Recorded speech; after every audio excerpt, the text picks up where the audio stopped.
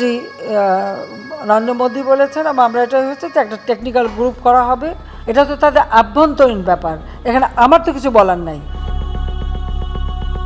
ত্রিপুরায় বাঁধ খুলে দিয়েছে ভারত। টানা কয়দিন ধরে চলমান বৃষ্টিতে ভয়াবহ বন্যা দেখা দিয়েছে ভারতের ত্রিপুরায়। বন্যার কারণে ডুম্বুর জলবিদ্যুৎ প্রকল্পের বাঁধ খুলে দিয়েছে কর্তৃপক্ষ। এতে করে হু হু করে পানি ঢুকছে বাংলাদেশে। সাধারণ মানুষ দাবি করছে শেখ হাসিনার আদেশেই এই বাঁধ খুলে দিয়েছে ভারত সরকার। আমার সাথে সকলের সম্পর্ক ভালো, মমতা ব্যানার্জির সম্পর্কও খুব ভালো, আবার প্রাইম মিনিস্টার নরেন্দ্র মোদী তাদের সঙ্গে সম্পর্ক ভালো, অন্যান্য সব দলের সঙ্গে আমার সম্পর্ক ভালো। আমি এটুকু বলতে পারি যে ভারতের প্রত্যেকটা দল মত নির্বিশেষে সকলের সঙ্গে আমার একটা সুসম্পর্ক আছে।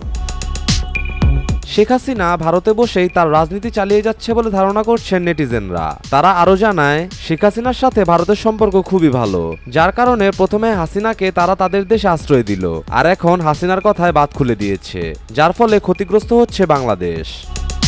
আর তিস্তা আমাদের তিস্তা প্রজেক্টটা, এটা তিস্তা প্রজেক্ট কিন্তু আজকের না, আমার মনে হয় সেই যুক্তফ্রন্টের যে 21 দফা সেখানেও বোধহয় এটা দেওয়া ছিল, এবং আমাদের আওয়ামী লীগের বিভিন্ন এসে কিন্তু এইটা ছিল যে তিস্তা প্রজেক্ট করতে হবে।